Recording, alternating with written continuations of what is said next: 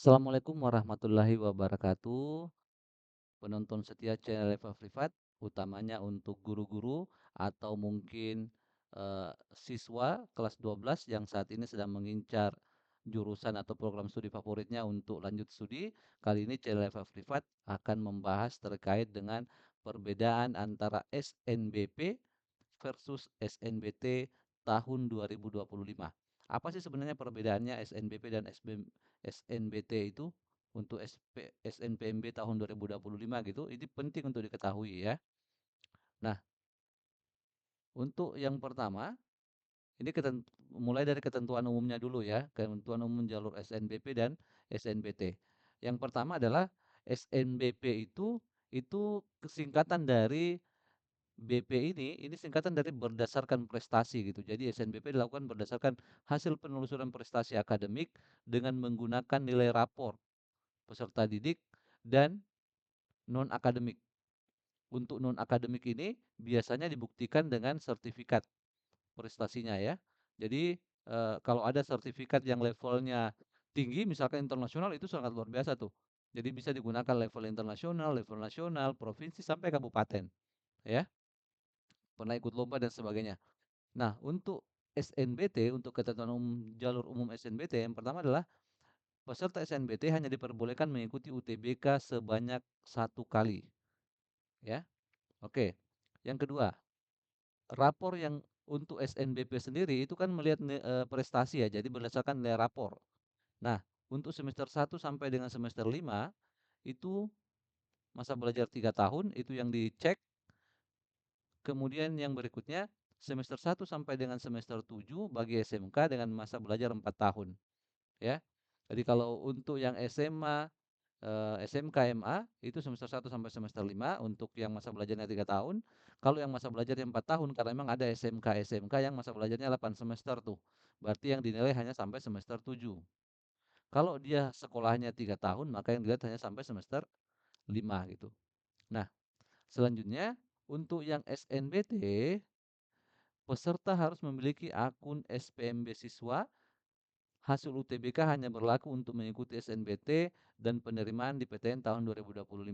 Jadi nanti setelah mengikuti UTBK itu adik-adik akan mendownload sertifikat UTBK. Sertifikat UTBK ya. Ini UTBK SNBT. Nah, itu hanya berlaku untuk tahun itu. Untuk tahun berikutnya itu harus ikut lagi kalau seumpama tidak berhasil di tahun 2025. Nah, selanjutnya itu hanya dibolehkan memasukkan 3 prestasi terbaik saja. Jadi misalkan sangat banyak nih prestasinya di lemarinya sudah penuh dengan piagam, tapi yang dinilai itu hanya 3 prestasi terbaik. Jadi silakan dipilih prestasi terbaiknya apa. Biasanya prestasi terbaik ini itu ditentukan oleh levelnya tingkat apa, ya. Nah, seperti itu.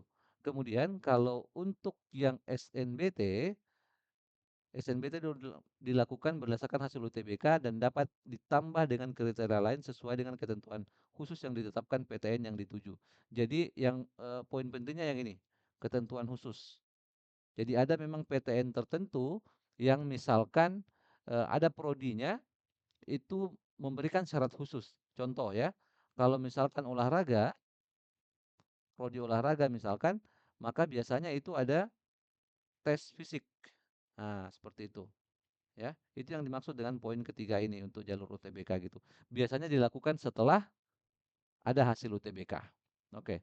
Selanjutnya perbedaan berikutnya adalah untuk yang SNBP, poin keempat, sekolah yang mengikutkan siswanya dalam SNBP harus mempunyai nomor pokok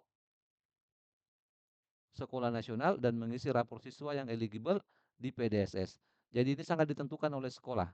Ada beberapa sekolah yang berdasarkan pengalaman itu siswanya banyak prestasinya, tapi karena operator di sekolah itu tidak tanggap, tidak cepat, maka lewat masa penginputan data itu merugikan siswanya gitu. Nah, selanjutnya untuk ketentuan jalur SNBT yang keempat, siswa yang telah dinyatakan lulus seleksi jalur SNBP 2025. Nah, kalau sudah lulus jalur SNBP 2025 atau SNBP 2024 tidak dapat mengikuti UTBK SNBT 2025. Ah, gitu.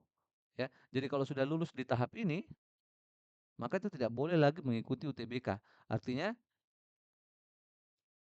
hati-hati betul-betul dalam memilih, ya. Karena SNBP dan SNBT ini kan tidak bersamaan. Jadi jalur penerimaan itu kan ada 3 ya. Jalur penerimaan itu ada 3. Yang pertama itu adalah SNBP, penerimaan. Yang pertama itu adalah SNBP. Setelah selesai SNBP, ini saya kasih pertama, kemudian yang kedua itu adalah SNBT yang tulis. Yang ketiga itu setiap universitas biasanya ada jalur mandiri. Nah, kalau sudah lulus pada tahap ini, maka berdasarkan aturan tidak boleh lagi mendaftar ke sini. Seperti itu, ya.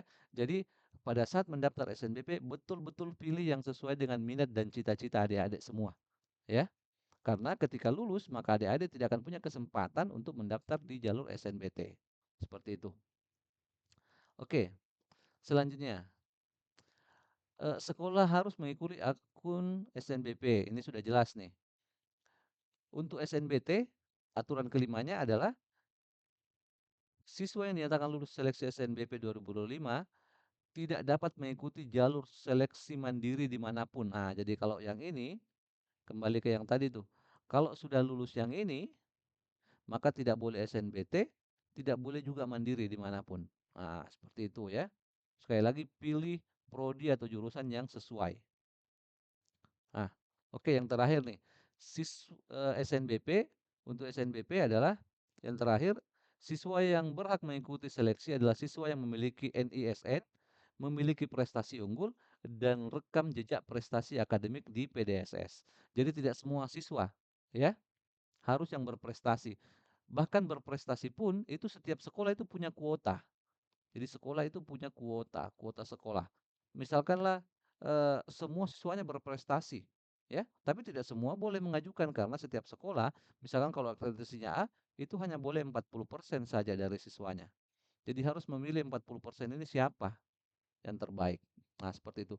Kemudian untuk SNBT, peserta yang nyatakan lulus melalui jalur SNBT 2025 dan telah daftar ulang atau registrasi di PTN yang dituju tidak dapat diterima pada seleksi jalur mandiri PTN manapun. Oke, ini sama dengan yang sebelumnya. Oke, baik. Demikian informasi dari channel Eva Privat terkait dengan perbedaan antara SNBP dan SNBT tahun 2025. Semoga informasi ini memberikan pemahaman yang baik dan membantu adik-adik semua. Terima kasih banyak. Assalamualaikum warahmatullahi wabarakatuh.